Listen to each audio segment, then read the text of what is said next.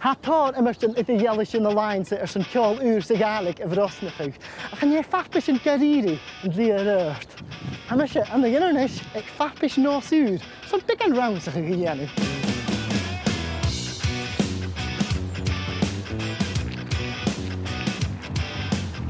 Yw mi ffacol yn dosioch with brian a hara yn ffer a cwrdd na ffapus i'r doi.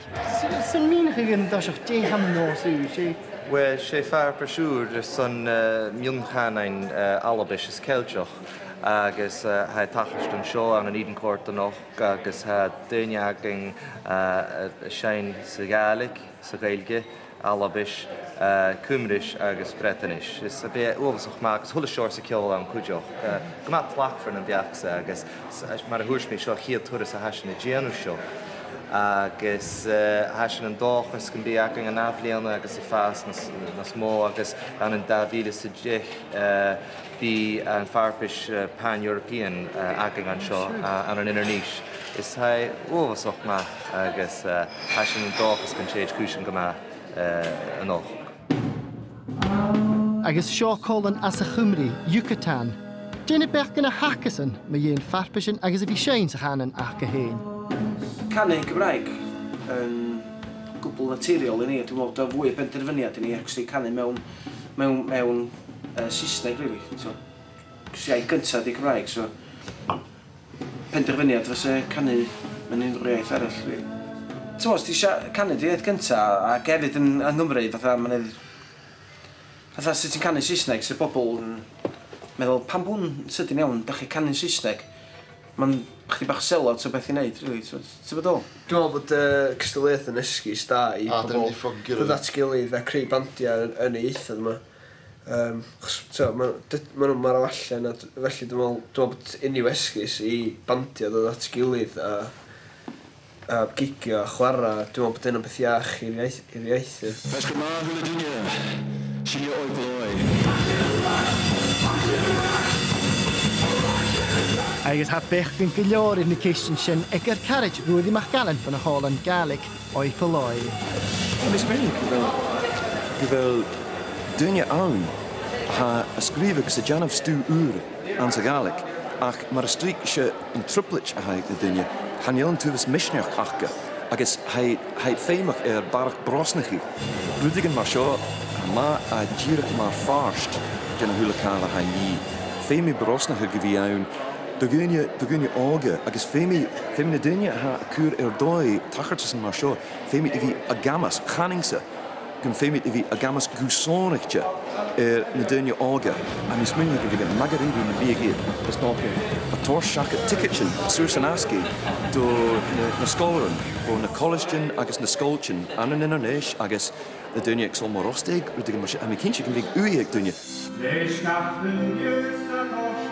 Ach ha mi mochel cwtioch gyfel tort yn y hor yn ure a alapa yn gael yn y Celtic ma traditionte.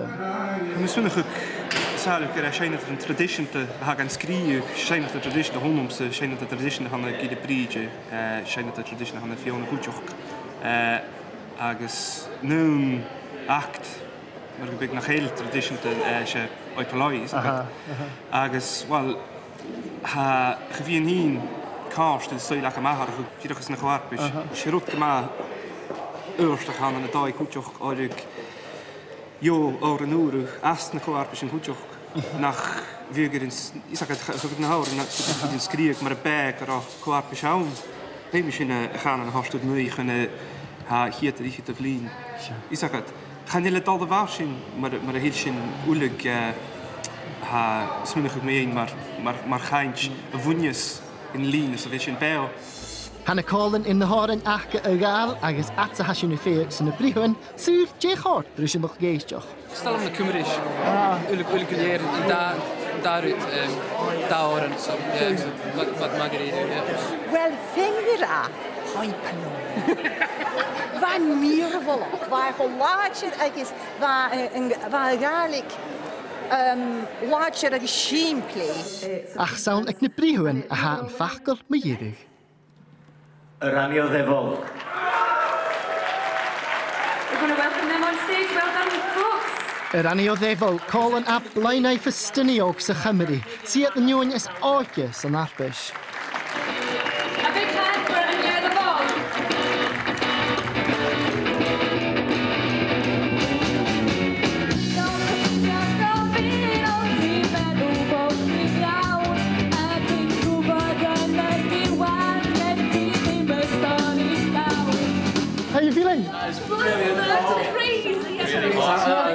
Oh, exactly. So what are your plans now? I've got a gig in Manchester. So, yeah, just do as many gigs as we can.